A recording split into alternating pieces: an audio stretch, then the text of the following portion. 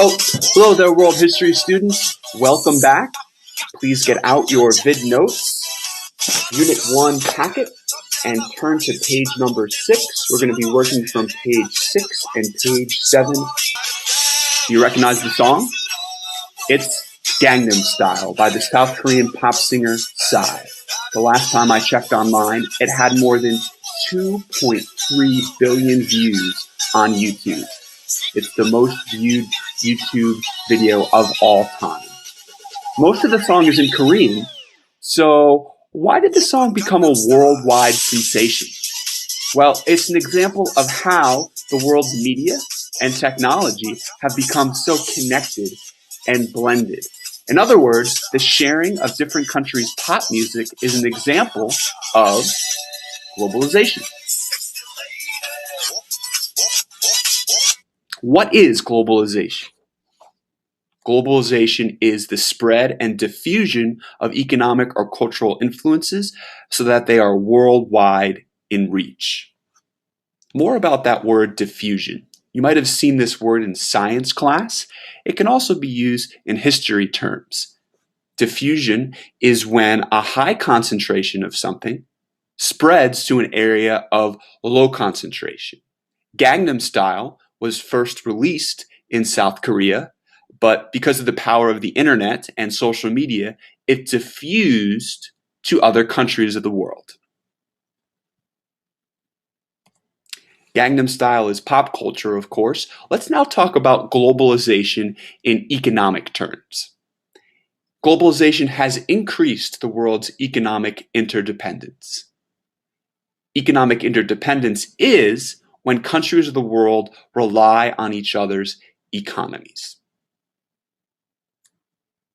And countries share things that fit into one of these 4 categories: raw materials, which are natural resources; capital, and capital means the services a country provides; manufacturing; and labor, those who work. Markets, areas of consumers, those who buy goods; and financial resources, loans, humanitarian aid. So, countries are connected by these 4 categories of things. Some say that the economic dependence and globalization in the world are good things. Others don't agree. Here are some arguments supporting globalization. There are some arguments against globalization. Arguers would say that globalization creates conflict because the system is unfair. Those who are against globalization would say globalization benefits developed countries disproportionately and leaves developing countries behind. Those against globalization would say it takes jobs from laborers in developed countries. They would say it benefits those who already have money. And they would say that globalization erodes local culture. McDonald's is one example of a multinational corporation. Here's the McDonald's arches, and these are all multinational corporations. What are they? They're companies that operate in many different countries.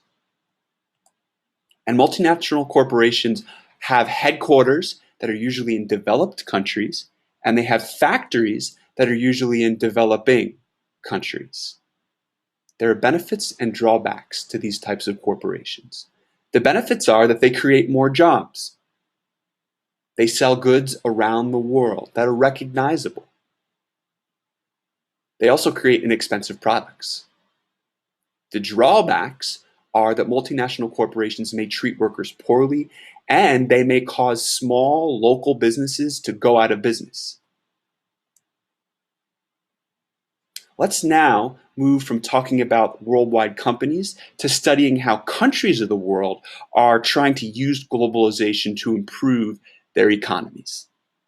Many countries have joined international organizations to help regulate and stimulate the global economy.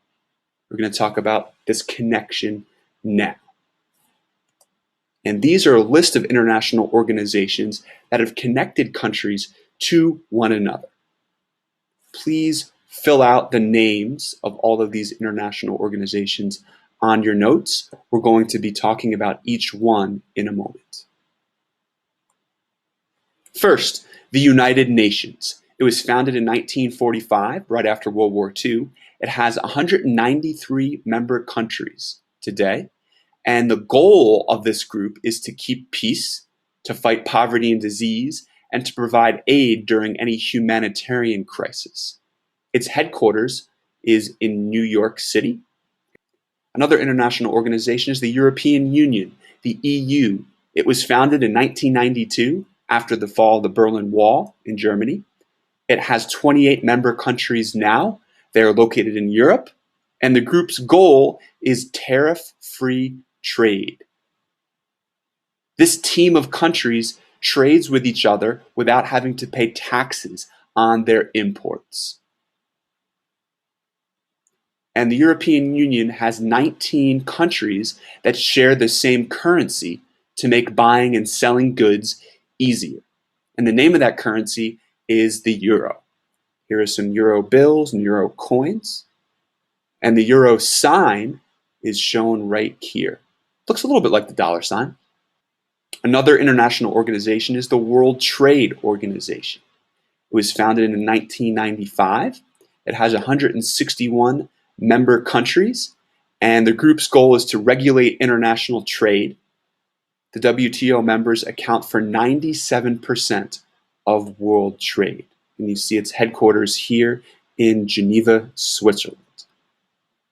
Another international organization is the North American Free Trade Agreement.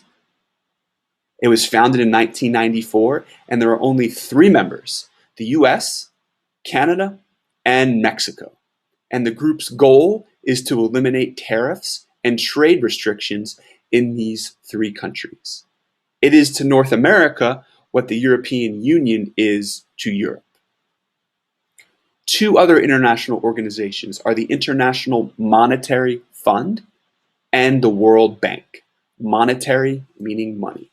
And both of these organizations provide aid to developing countries. The IMF loans money to keep an economy stable, and they encourage foreign investment. We are almost done.